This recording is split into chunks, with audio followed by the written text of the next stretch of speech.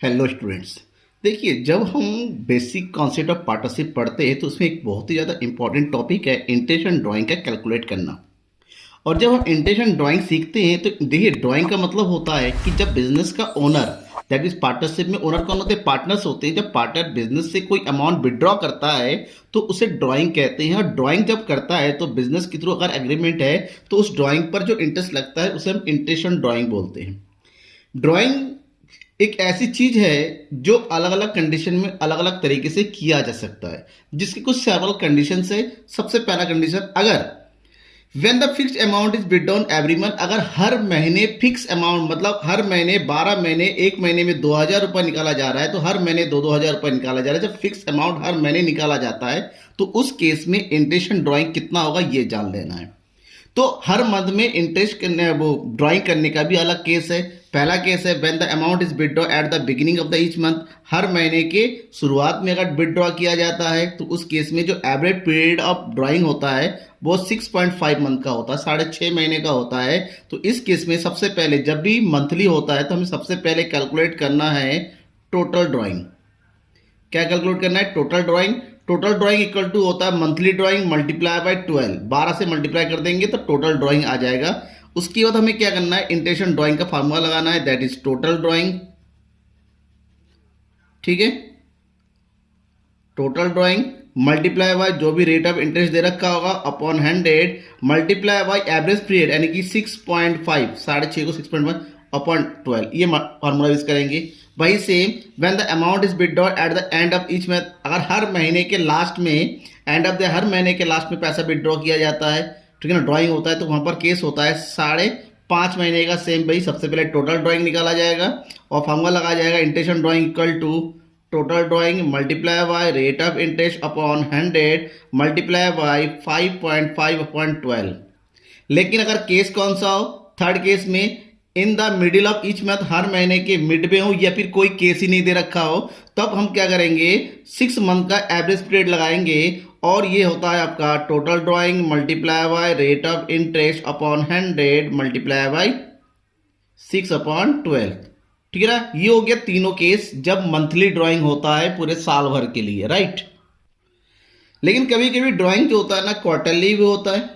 Quarterly का मतलब होता है 12 महीने में, क्वार्टर की बात करें, क्वार्टर का मतलब होता है 4 पार्ट, दैट इज एक साल में, सॉरी, फोर्थ पार्ट। तो एक साल में फोर्थ पार्ट करेंगे तो कितने क्वार्टर होंगे? 4 क्वार्टर होंगे। इसका मतलब सबसे पहले जब क्वार्टरली ड्राइंग होगा तो टोटल ड्राइंग निकालने के लिए जो भी क्वार्टरली ड्राइंग है उसको 4 से मल्टीप्लाई कर देंगे तो टोटल ड्राइंग हो जाएगा। अब यहाँ पर भी सेम के 3 केस होते हैं। बिगिनिंग ऑफ द क्वार्टर, हर महीने के बिगिनिंग में, शुरुआती दिन में ही अगर ड्राइंग कर लिया जाता है तो उस केस में एवरेज पीरियड ऑफ ड्राइंग होता है 7.5 मंथ्स का, 7.5 महीने का।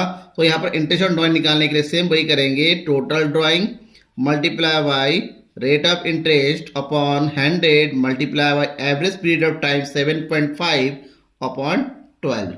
इससे रिलेटेड क्वेश्चन मैं आपको करवाऊंगा नेक्स्ट वीडियो में। फिलहाल आप आज सारे केस के नोट करके रख लीजिए, क्योंकि ये केस याद होना चाहिए कि किस तरीके से किस एवरेज पीरियड को यूज किया जाता है। वहीं पर अगर विड्रॉ होता है end of the each quarter, her quarter के लास्ट में, तब हम क्या लगेंगे? एवरेज पीरियड लगाएंगे 4.5 मंथ, 4.5 महीने का। Same total drawing multiply by rate of interest upon 100 multiply bye 4.5 upon 12। और अगर कुछ नहीं दे रखा है, क्वार्टरली है और मिड दे रखा है, तो उस केस में एवरेज पीरियड 6 मंथ ही होता है। तो सेम यहाँ पर लगाएंगे total drawing multiply by rate of interest upon 100 multiply bye 6 upon 12। ये तो हो गया क्वार्टरली का केस। अब क्वार्टरली के अलावा भी हमारा अलग तरीके से विड्रॉ होता है। वो कौन सा केस होता है?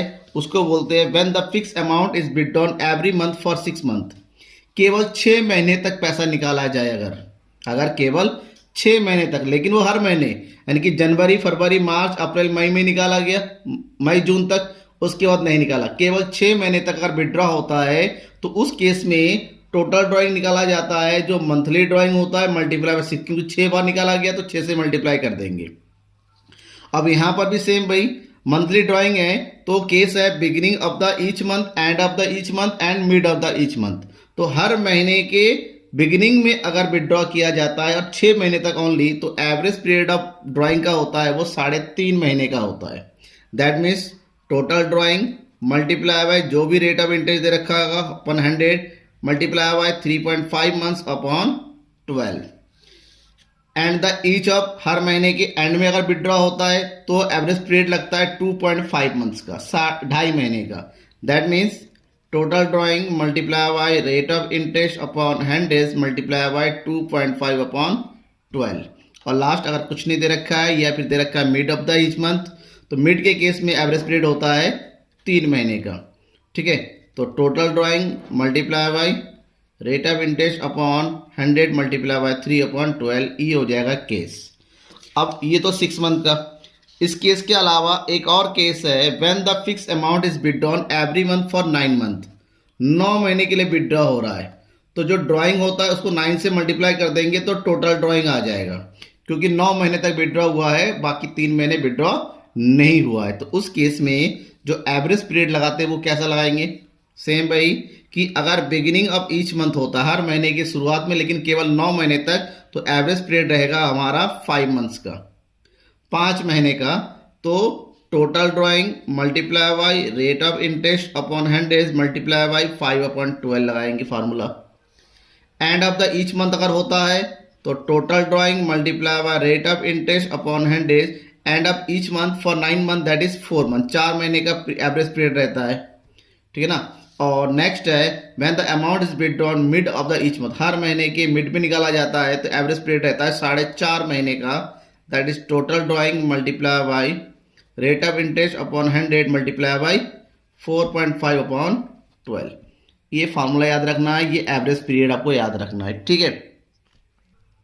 नेक्स्ट जो 5th केस होता है, when the varying amount are withdrawn at the different interval, अलग अलग इंटरवल में अलग अलग अमाउंट अगर विड्रॉ, जैसे पहले हमने एक सेम अमाउंट था हर महीने में, क्वार्टरली या 6 महीने तक 9 महीने तक पढ़ लिया। अब यहाँ पर क्या है, ना टाइम का ना ही अमाउंट का, कुछ भी सेम नहीं होता है। जैसे फॉर एग्जाम्पल एक दिन को अमाउंट निकाल लिया 5000, ठीक ना, 30 अगस्त को पैसा निकाल लिया 1000, 1 अक्टूबर को निकाल लिया 15,000। यहाँ पर अलग अलग टाइम पे अलग अलग अमाउंट विड्रॉ होता है। तो उस केस में क्या होता है, 2 तरीका है, या तो जिस डेट को पैसा निकाला गया उस डेट से एंड ऑफ द ईयर तक का टाइम निकाल के हर बार हम कैलकुलेट करें, या फिर एक दूसरा तरीका होता है जिसको बोलते हैं प्रोडक्ट मेथड।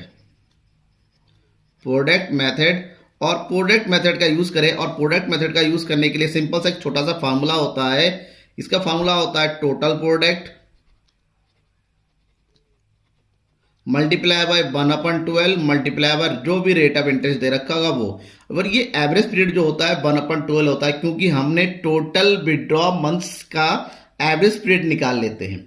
इसके लिए छोटा सा कैलकुलेशन टेबल बनाते हैं। कैलकुलेशन टेबल में होता है जो भी जिस डेट को अमाउंट निकाला जाता है वो डेट, फिलहाल मैं आपको क्वेश्चन करके बताऊँ, घबराइए मत। उसके बाद विड्रॉ जो अमाउंट होता है वो अमाउंट, पीरियड का मतलब जिस डेट को विड्रॉ हुआ उस डेट से एंड ऑफ द ईयर तक कितना टाइम होता है उतने मंथ्स, और फिर इसका प्रोडक्ट करेंगे। प्रोडक्ट का मतलब होता है अमाउंट मल्टीप्लाई बाय पीरियड, फिर जो भी प्रोडक्ट आता है उसका टोटल कर देंगे, उस टोटल को फिर इस फार्मूले में अप्लाई करेंगे, आ जाता है। ठीक है। और नेक्स्ट एक है when date are withdraw are not specific, ना ही डेट का पता हो, जब डेट पता नहीं हो लेकिन विड्रॉ हो रहा है। जब डेट पता हो और विड्रॉ हो रहा है उस केस में 2 तरीका है। अगर दे रखा है क्वेश्चन में ड्यूरिंग द ईयर, तो इस केस में हम यहां पर एवरेज 6 मंथ का लगाएंगे। कितना लगाएंगे? 6 मंथ का लगाएंगे। ठीक है। एवरेज पीरियड नॉर्मल केस में लग रहा है कि 40,000 ही a withdraw 40,000 rupees during the year, उस केस में जो एवरेज पीरियड होगा वो 6 मंथ का ही होगा। क्लियर? समझ में आ गया? अगर कहीं पर ड्यूरिंग वगैरह कुछ नहीं दे रखा है, खाली रेट ऑफ इंटरेस्ट ही दे रखा है, उस केस में हम जो है फुल ईयर का विड्रॉ निकालते हैं। ये कुछ केस है, उस केस सबसे पहले समझना है क्वेश्चन को करने से पहले। अगर किसी केस में कोई डाउट होता है बेझिझक मुझसे पूछ लीजिए। तब तक के लिए बाय एंड थैंक यू। और हाँ, इसके बाद इसके एनसीईआरटी क्वेश्चन का जो इलस्ट्रेशन दे रखा है वो मैं बताऊंगा, वेट कीजिए उस वीडियो का।